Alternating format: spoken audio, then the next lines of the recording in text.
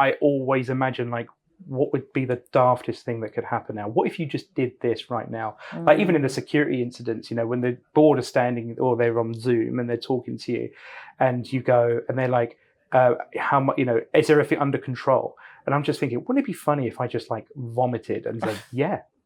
It's just all sorted, yeah. All sorted, yeah.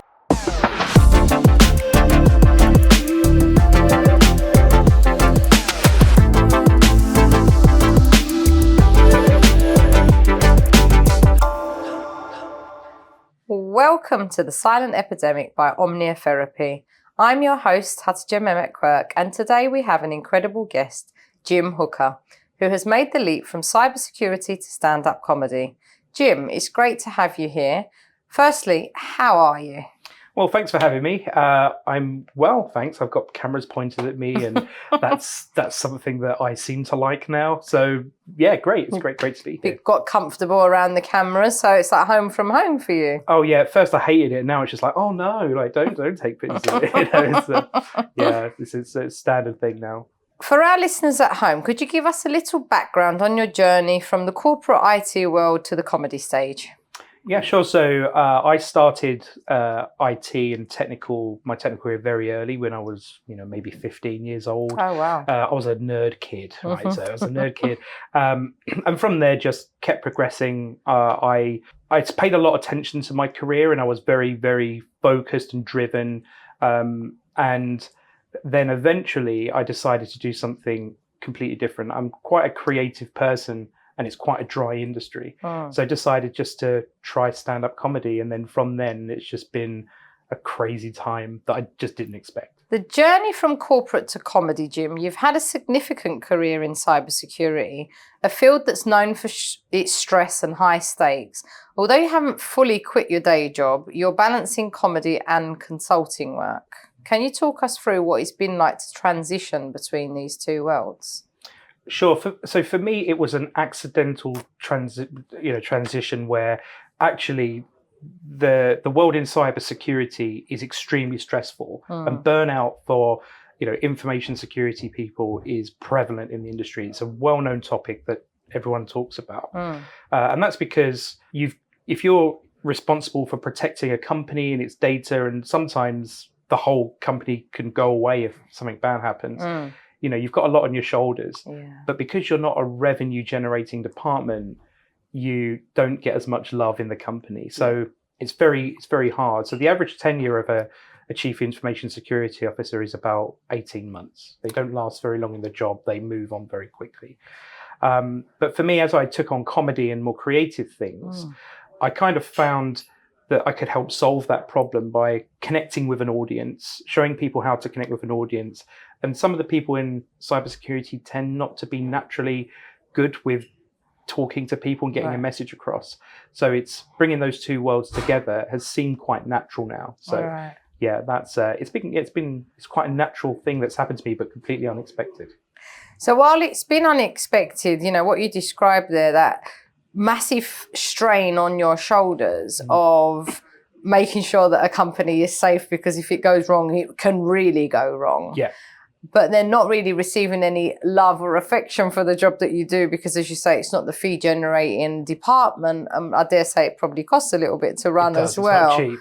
And you managed to navigate the burnout and stresses that come from that high pressure by tuning into the comedy aspect of what you do, by connecting with others, and having that connection with others through the comedy helped you navigate that high stress and avoid that burnout. And now you're leaning more towards the comedy side? Absolutely, yeah, because that's connecting with people and getting that message across is really difficult.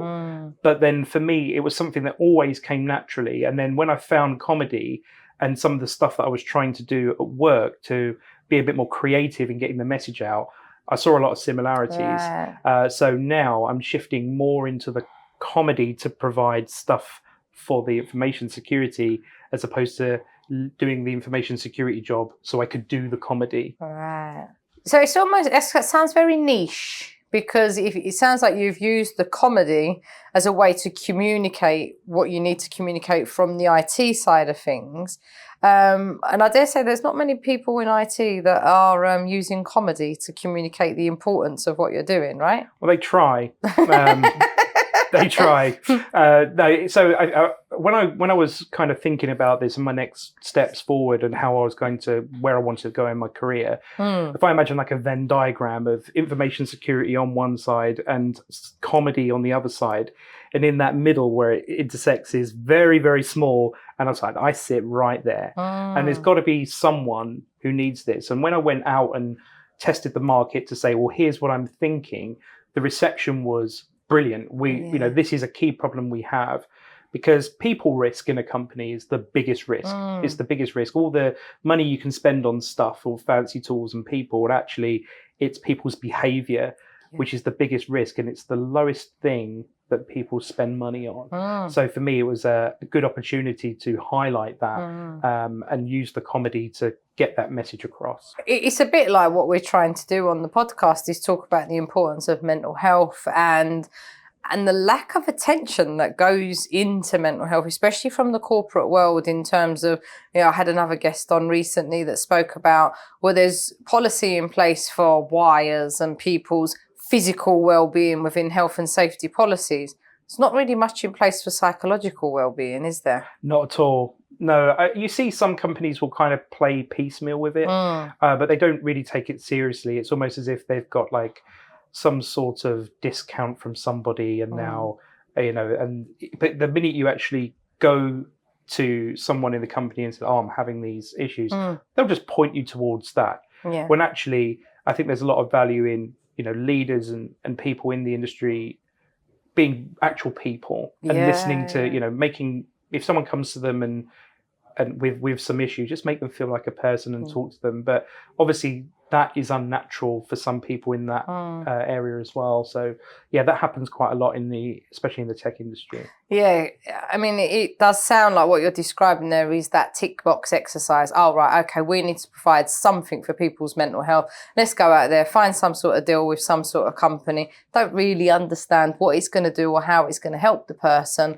But if they come to me and they ask me or tell me they've got a problem, I'll signpost them to that company that we've signed up with, and it's job done. And then what you've done in the work that you've put together with providing your comedy aspect to communicate the cybersecurity IT side is bridge that gap of showing that connection with people and having that understanding, being able to talk to people on that level that they understand is the big difference between people getting it and not getting it. You're absolutely right, and it's exactly the same. So awareness and training and culture is usually a tick box exercise, and people go to the playbook of let's take them out for beers, let's make the training videos and things like that, and then they tick the box, but it's not actually doing anything because there is no connection, and that's where I felt I had that niche where I could go and understand people in the business and actually say, well, this is the motivator, and it's different for every company. It really is, and every person in that business is different. But also, I mean, I'm not a tech savvy person at all, and I know it's really difficult to believe. It's almost like people in IT speak a very different language to your everyday Joe blogs. Yeah. And you hear it quite often in terms of people banging heads with IT, don't you? In terms of, I don't understand what you're saying to me. Yeah. And just explain it to me in normal layman's terms. But the IT person, for them, it is normal layman's terms. Yeah. The Joe blogs is just completely lost, because if they knew how to do it, they wouldn't be going to IT, right? Yeah. And that's what you do, is you're going in and you're understanding what the everyday Joe blogs needs within that culture and that environment.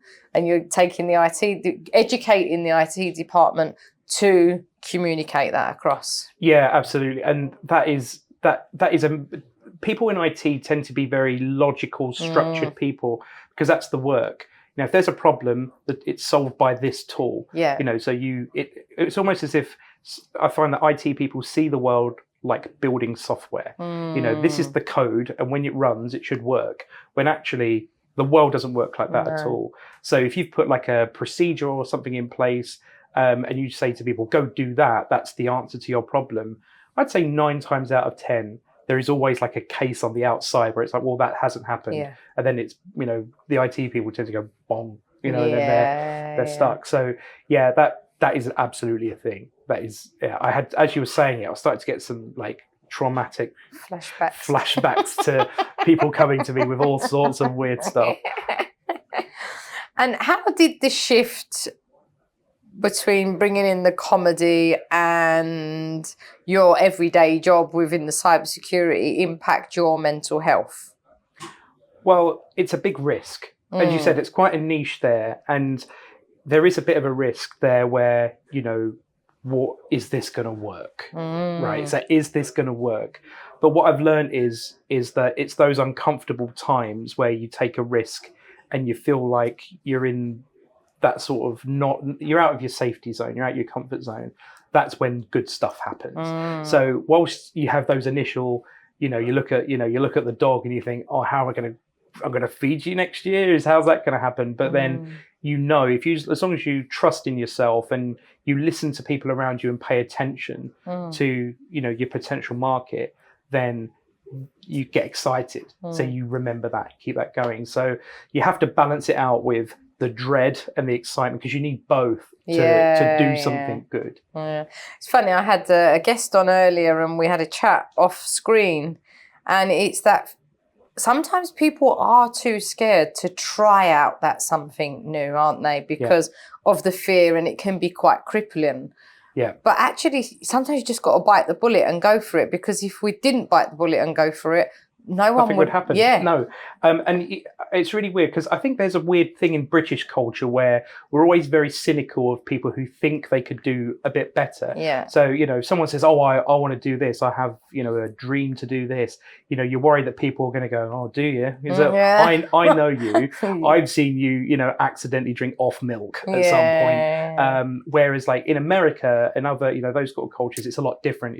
If you publicize that you're about to do something scary, people will try and back you and stuff. But actually, if you're enthusiastic and if people can genuinely tell that you care, they'll get behind you. They really will. People will, start saying, well, actually, I'm going to introduce you to my boss, for instance. I'm going to do this for you. And you'll be surprised how often that would happen. So not being scared to talk about, your aspirations is really, really important for that type of stuff. So cybersecurity can be pretty intense. How did you handle mental health challenges in that career? And did those experiences inspire your comedy in any way? I don't know if it would inspire my comedy, but actually it is a challenge to manage your mental health in that career, because because obviously, as I said before, it's not a revenue generating department, so it's very hard sometimes to get traction. But then when incidents happen, your balance between thinking, well, actually the solution to this problem could have been solved if I was listened to, and then you have an incident, and then you have people who need to go fix the incident. You've got people who want updates. You have a board that you have to update. They're losing money, and inside you're quite obviously in emergency mode, right? You've practiced this, you've drilled this, but it's on you now. Everyone's looking to you. So you have to make sure that you speak to everybody in different ways. Everyone needs different things in those scenarios. But most importantly is to keep calm and confident. People want to look to you and just see that everything's under control. And you're putting a lot of faith into other people. So you can't be 100% confident that you've got it under control, because, you are relying on others. But actually, that's your job to make sure that you get the best out of them in that situation. So you almost have to park your own fears and considerations during these things. Am I going to get fired? Those types of things. I've got to park it. And people want to see strong, confident people there, which can be a challenge, because we're very much now aware that pushing things down is not a good idea. But in those scenarios when almost like the adrenaline takes over, you just got to get that done. So afterwards, there's definitely a moment, where you think, oh wow, I'm glad we got through that. But yeah, and it's interesting because, well, I would say, how does it inspire the comedy? I think that's how comedy's made with life anyway. It's that bit afterwards that goes, right. And you if you're going through traumatic things and you think funny things, it's almost like a little protection for you, and then that's how it comes out. The thing that I picked up on there was, this, where you might have perhaps warned corporations that they need to put a certain system in place, or a certain change needs to happen, within their IT infrastructure, and being ignored. And then when the stuff hits the fan, I'm putting that very politely, you're then sat with this frustration of, well, hold on a minute, I've warned you about this. I've said that this needed to happen. And now that the stuff has hit the fan, you're then expected to almost stand there and be the strong leader that can manage this crisis, so that you can calm everyone else down and sort of let them know that, look, this is in control, and we will overcome this. But that underlying frustration must be really difficult to overcome in that moment. Well, early on in my career, I mean, that's something that I kind of figured out later on in the career, but you're more frustrated with yourself. And the reason being is that the reason why a company may not have done something that you recommended is because you haven't given them, you haven't framed the problem properly. You haven't framed the solution properly. So you then learn that you need to, that will get you further, and by paying attention to making sure you present solutions as opposed to options. So I learned then through my career that I would go to a board and not ask for permission to put something in. I'd go in and say, this is what I'm going to do. This is how much money you'll lose if you don't do this. And this is how much it's going to cost. And then that is what they want to know. And they want to know that you've done the homework. So that's something you learn as you go through your career. But that's where, I got, you get to a point where you do that and they trust that you've just made the right decision. And they may not want to spend the money, but they know they have to. So you do get that frustration in the beginning. So that's almost a bit of advice there for a sort of young person going into like a new career, is that learning to almost be assertive with the point and the reason behind your recommendation, rather than going in and asking, can we do this? Just present it as, we have to do this, or I intend to do this, to save those crisis moments happening. Absolutely, yeah. I mean, that, and I manage down like that as well. So I ask people who work for me, don't come to me and ask for permission. Come to me with, this is what I'm going to do, and this is the reason. And if you mess up, then I'm going to take the fall. If you do well, then I'm going to shout it out. There's a really good book about this, actually. It's called Turning the Ship Around by David Marquette, I think his name is. I've probably got that completely wrong. But it's a really good book about, it's called Leader Approach. But it changed my career very quickly. I was just like, well, instead of going to people and asking for permission, they're just going to be saying, well, if you're asking me, then you might not have done the work. And that's what you kind of learn as you go through.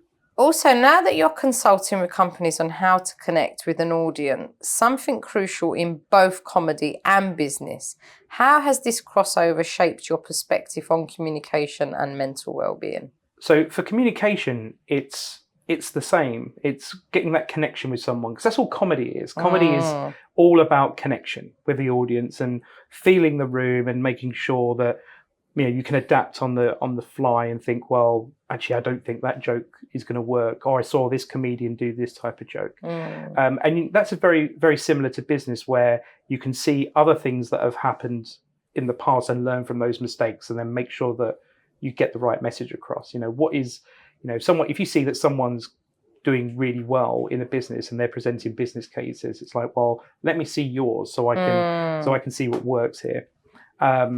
And of course, and when it comes to mental well-being, it's always good when you have wins, right? So if you pay attention, I found that the more that you pay attention to people and craft a message around them and connect with them, you're working with people, and you're not just working in a little silo, which, collaborating is always really good for mental health. Doing things in groups is really good for mental health. You're also about to headline a cybersecurity conference as a comedian, which is an amazing fusion of your two worlds. How do you see comedy fitting into your future professional roles, and what potential does it have for enhancing communication and mental health awareness in corporate settings? So, yeah, I'm headlining this conference, and it's going to be interesting because they're two very different worlds, very dry subject that I've got to make funny, right? And obviously it's going to be walking a fine line between making people laugh and not looking like a joke, right? So I plan to show how you can take very complex things that we take for granted in cybersecurity, we all understand, like the IT people, and bring them into ways that people can understand. So I'll give you an example. We have a thing called threat modeling in cybersecurity, which is where we take a thing and we work out all the threats are, and we have acronyms all over the place, and it's all crazy. Well, I'm going to do that for a trip to Tesco's. People can understand, when I go in through the door might stop me, those types of things, which are all cybersecurity concepts, really. But for mental health, with, when you get those messages across and people understand a message, they definitely feel better. People feel silly if you try and be the smart guy in the room and try and overpower them with acronyms and weird technical concepts. But actually, if people understand it, they feel smarter and they feel like they've learned something. And you see people like light up when they get stuff. So for me, that's going to be really important, that to press that is important for companies. When people understand things, they definitely feel more competent, they feel more confident in their everyday job. But also, I think you've hit a valid point there that, okay, the need for people to be understood is important, but also, and then that brings the connection between the two departments, which, as I said earlier, sometimes they just butting heads of two different departments because they're speaking two different languages. But also that ability for a member of staff to be able to go to the security team or the IT team and explain what their issue is, because there's nothing more frustrating than having a technical issue that is stopping you from doing your everyday job. Being heard by that person of what the issue is and coming to a resolution together provides that togetherness, it provides that bond, and it separates that department, this department, because ultimately you're all under one umbrella. You're all working with the same goal in mind. All right, there may be different goals, but you're all trying to work for the same company. Well, actually, I think that what's really interesting there is I think that sometimes security teams and IT teams cannot be working to the same goal. I think that they see that, there could be a solution here which is brilliant and something that they love, but it's not really what the business needs. So they need to understand the other side of that. They need to understand what the business needs. Actually, I've got a really good example of something that was like kind of a mental health win for us in the security. We had an incident once where we had someone who was very, very clever. They were a PhD person. They got fooled into getting what they thought was a text message from the managing director asking them to go and buy Amazon vouchers for a client and then to take pictures of the card and send them to them. And they felt very, very silly. They didn't know whether they were going to get told off, But we created an environment where people would come to us and in confidence come and talk about this. And what we did, the response that we had to them was, well, this happened. Actually, the smarter you are, the more likely you are to fall for this because you're thinking, logically. But then we had a bit of fun and we showed them how we managed to find the attacker, like geographically. And then and that was fun for them, and they felt like they didn't feel so silly. They got something out of it as well. And for us, we was like, no, we love this stuff. Come to us. We love it when this stuff happens. Great stuff. And then just through that engagement, it just it's a ripple effect. People from across the company want to come to you and don't feel as silly when they do something a bit silly. But that perfect example, connection, being heard, being understood, being shown that actually it could happen to anybody. This isn't just you, and you haven't let the team down, or it could happen to anyone in the company. You've gone at it with a logical approach here. And the smarter you are, it's the more likely. And actually, going back to the incident bit as well, there's something that always remind people, like in those sort of scenarios, is stop. Is the world still turning round? If this doesn't go well, is a meteor going to hit and blow everything up? No, right? So whatever happens here, the world's still spinning. It's okay, right? And that calms down people quite a lot, and calms me down for sure when I'm in those scenarios. Was comedy an escape for you during tough times, or a way to process stress from your previous career? 100% yes. So I think for me, comedy's always been. I've always been like a funny guy, and I think it's come from like a bit of self-protection. So I was a nerdy kid in like Essex East End sort of school where it's a bit tough. So you've either got to be, one of the hard kids to survive, and I wasn't that.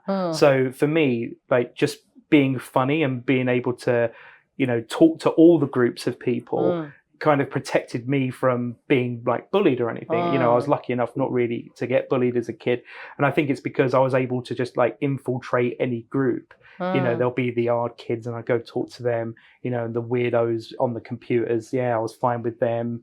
The football kids, I go talk to them. So it was, for me, it was just a way to find, to protect myself, if anything. But also it sounds like comedy for you has been your way of connecting with people, because you've said that before. That is effectively what comedy is. Even when you're doing your stand-up, you're reading a room, you're understanding the audience, you're getting the vibe of, is that going to work or isn't this going to work? Yeah. But that being able to connect with people through comedy and make people laugh in the process. Yeah. What a wonderful way to be able to connect with others. Well, it really is. Jimmy Carr recently said that whenever he meets a comedian who can get a room going, what he will say to them is, who was ill, your mum or your dad? Because it always comes from that place of, there's a trauma there that you protect yourself from in comedy. Like, I'm a giggler at funerals. I'm one of those people. If I'm going through a horrible situation like it's happening right now, I always imagine like, what would be the daftest thing that could happen now? What if you just did this right now? Like even in the security incidents, when the board are standing or they're on Zoom and they're talking to you and you go and they're like, how much, is there everything under control? And I'm just thinking, wouldn't it be funny if I just like vomited and said, yeah.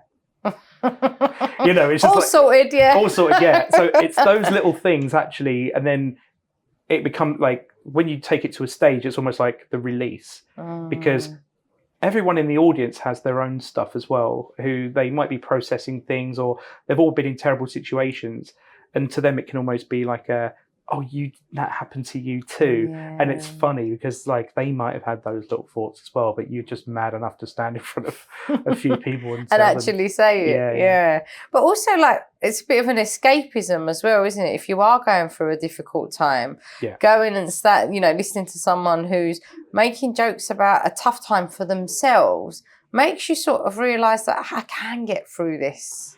Absolutely. And finding weird little bright sides and the positive sides, that obviously there are horrible things that happen to people, but then, there's weird little dark voice in your head that says, well, how about this? That's what people want to hear. It's, you've got permission to say it, and they want to hear it. So there is this kind of, there's that connection where people think, oh, it's maybe not as bad, or that's funny, and they'll remember that the next time it happens to them and give them a little laugh. So many comedians talk about how performing helps them through their own struggles.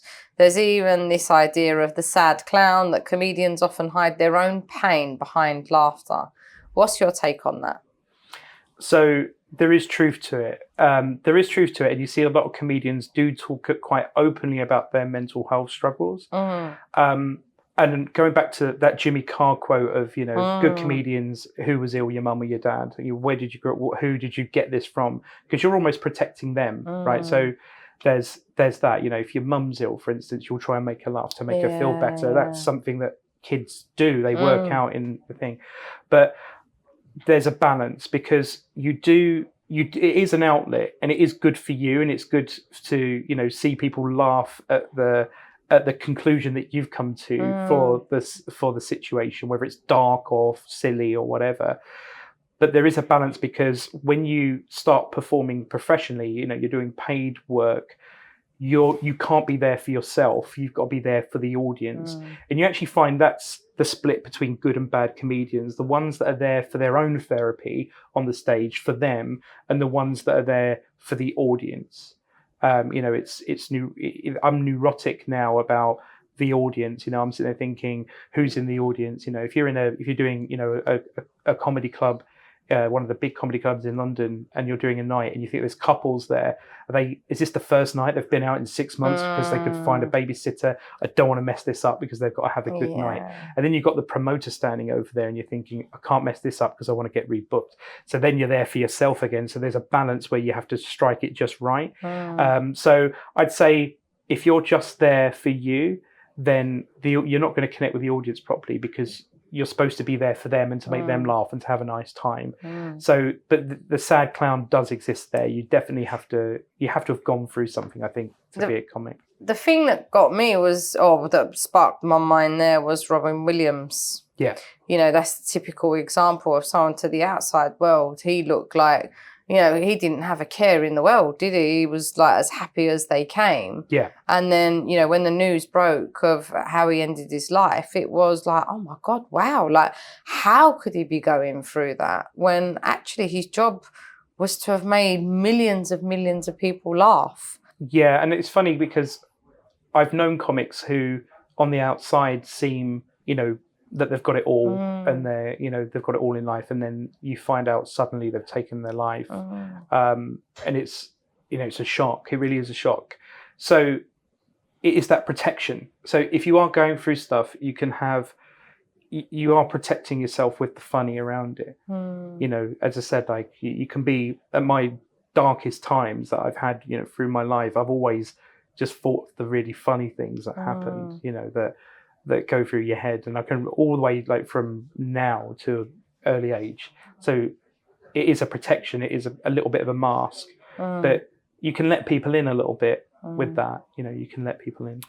The thing that sort of crossed my mind there was that what you said earlier on about that we all know that pushing it down isn't actually very good for us, and there is an element that maybe the comedy does help you push that down. So maybe it is that thing of making sure that as much as you're pushing it down, okay, to tap into the comedy as a defense mechanism to get you through that difficult time, actually still just equally as important to process what is actually going on in your life to help you get that balance between the two so that it doesn't become too overwhelming and too much to cope with. Absolutely. I've been through therapy for years, and it was the best thing I ever did. And the funny thing is that I knew that when I walked into the therapist's office for the first time, they knew exactly, after talking to me for 10 minutes, they knew exactly how I was. And the way that I had to persuade myself to go to therapy was that if my car was broken, I'd go to the mechanic. My brain, there's something going on. I need to go speak to the brain mechanic, right? Because that I'm a guy, and that's how we think, right? So, but it was the best thing I ever did. And after all of that come out, for me, it was firstly I wouldn't have done comedy if I hadn't gone through that process. But it also gets you to replay events and feel them again. And for writing material, that's great because you can remember those little points of the silly little thoughts that happened that went through your head. So there is definitely a connection there. But I'm a big fan of not, if you see that there's a problem there or you see there's an issue there, just don't, and it's foggy and you can't see through that, then the only way out the other side is to walk through it. That's it's really important. Comedy sometimes, you've pointed this out, lets us talk about tough subjects that would otherwise be difficult. Do you think that as comedians could help reduce the stigma around mental health through humour? Yeah, absolutely. Well, the funny thing is if you've got a bunch of people laughing together, that is naturally, there's sort of endorphins flying around, it's infectious, and people, when they're laughing together, the atmosphere is great. And that's why people go to comedy clubs. They don't sit and watch YouTube specials to sit and go like on their own now and again. They go there to have that shared experience, and that's what comedy is. But yeah, difficult subjects. I talk about that in my sets, and taking light on it. So I got divorced a few years ago, very painful experience. So I'll tell the crowd, I'll say I'm divorced, and they'll go, and I go, no, I get to watch YouTube on the living room telly, which is something that went through my head at the time, and I was reminded of. I was just like, I remember when it was happening, I was like, well, you can watch YouTube now. It's just like, well, that's fine. And people get that because then you see a couple who are the guys really laughing, because, and it's just like, he needs, please let him watch some YouTube. It won't leave you if you let him watch YouTube. Yeah. So then all of a sudden it becomes this, it becomes therapy for them and to you. They get that connection. So you've got a podcast, Pitch It Good, where you and your guests pitch movie ideas and hilariously derail them. What was the inspiration for this? The inspiration is that there is an old comedian show called The Aristocrats, and basically it's something that old comedians in the 80s used to tell at parties, where they would pitch a show from a traveling family of performers, and then they would go for as long as they can and get really rude, like as rude as they can. That was the thing. I was like, well, actually, a PG version of that would be quite interesting to do a podcast.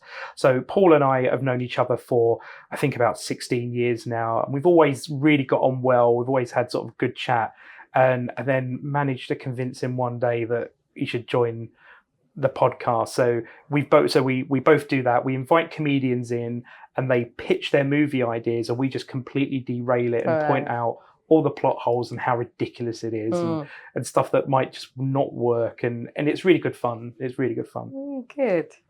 And how has this podcast helped you express yourself creatively? For me, it's an opportunity to be spontaneous and on the spot as well. Because obviously when you go to do your comedy gigs, you've rehearsed and you've tried all the jokes, you've written the jokes, you've tested them, you tweak them, they're ready.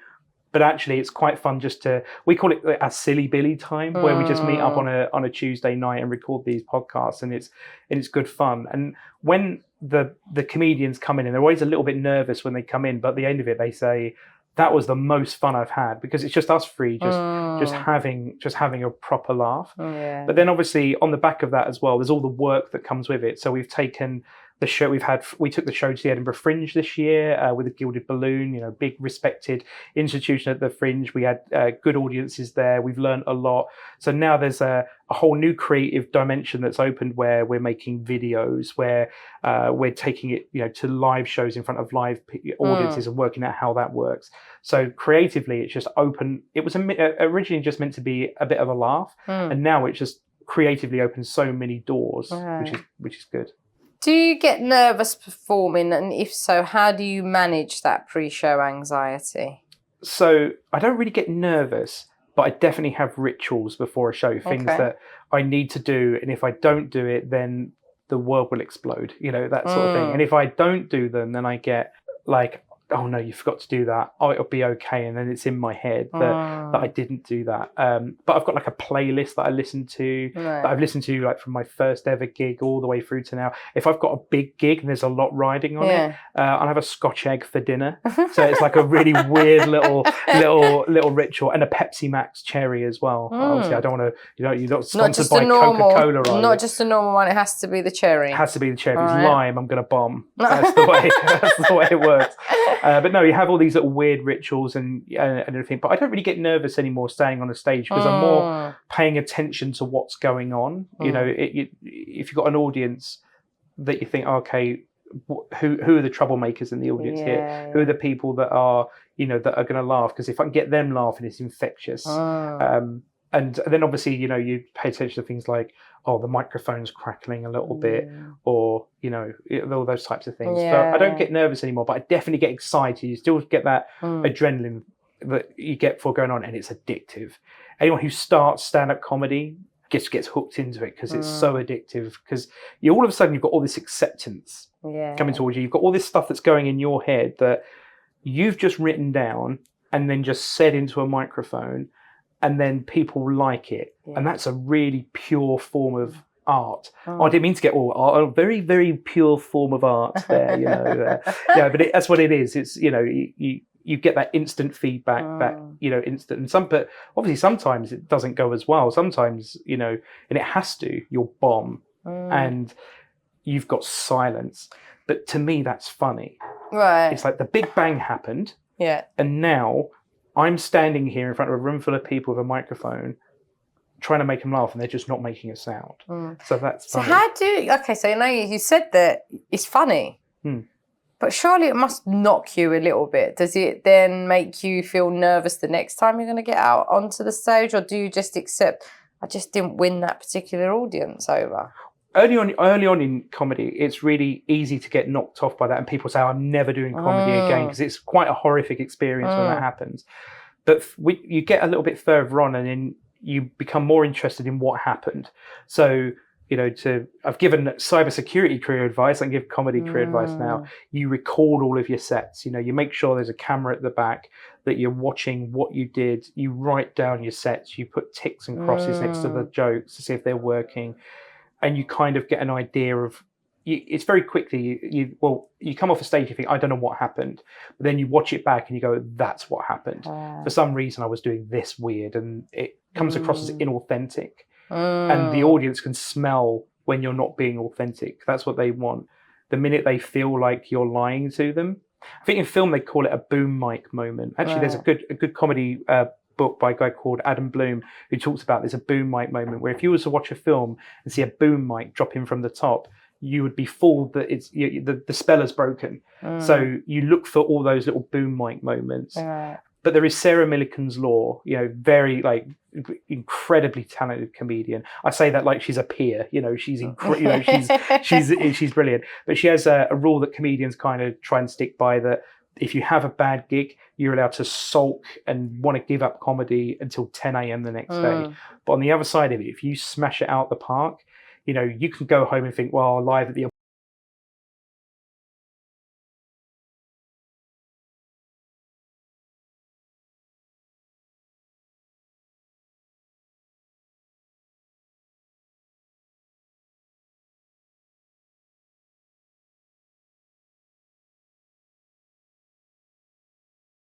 really methodically trying to figure out at what point did it turn, and then using that to be able to then okay, so next time I'm now prepared and I will do like this or like that.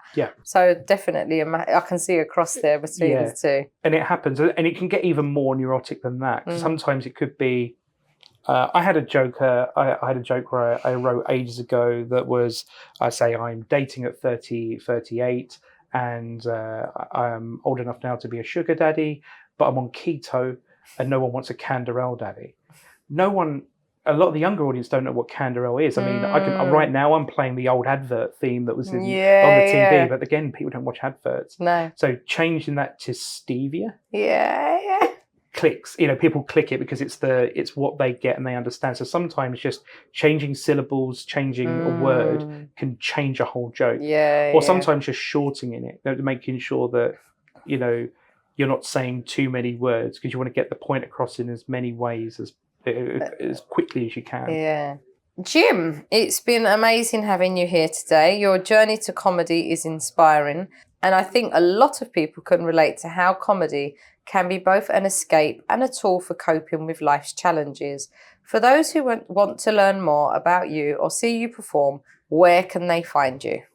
So you can find me on all the socials, or not LinkedIn, obviously. So Instagram, TikTok, Twitter, or X, or whatever it's called now. Jim H Comedy is the handle, and Pitch It Good Pod for the Pitch It Good podcast. And to all our listeners, thank you so much for tuning in to this episode of The Silent Epidemic. Please leave your thoughts on today's conversation in the comments. Like, subscribe, and share this episode with someone who could use a good laugh. We'll see you next time.